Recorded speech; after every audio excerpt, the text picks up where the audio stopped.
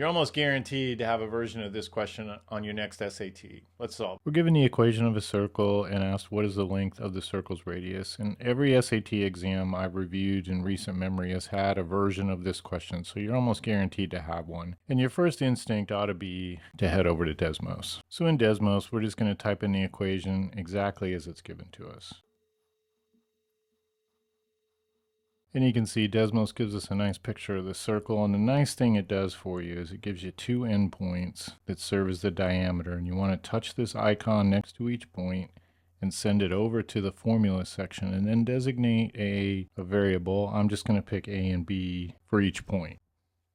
Now we're simply going to use the distance function in Desmos to give us the distance between points A and B, which of course is the diameter of the circle, and to get the radius we'll simply divide that by 2, and that gives us the radius.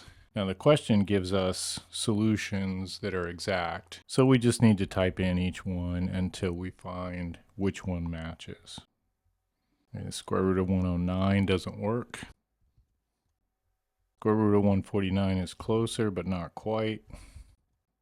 And we can see at the square root of 167, that is the solution. So with no written algebra, we have quickly determined that the square root, that letter C, the square root of 167 is the solution. Now having done that, I would feel remiss if we didn't go through the algebra of it. First thing we need to remember is the standard form for the equation for a line.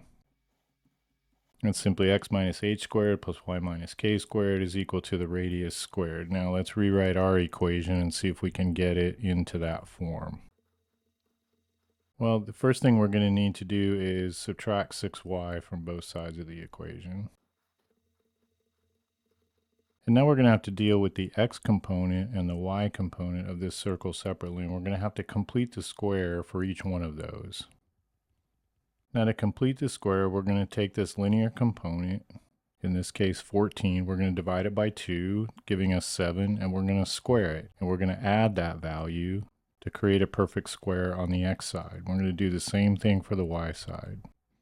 Now on the y variable, the linear component is -6. We're going to divide by 2, that's -3, and we square that to get a positive 9.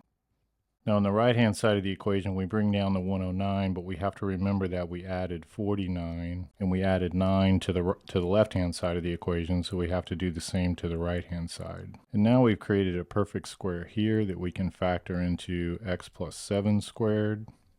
And we've created a perfect square here which we can factor into y minus 3 squared.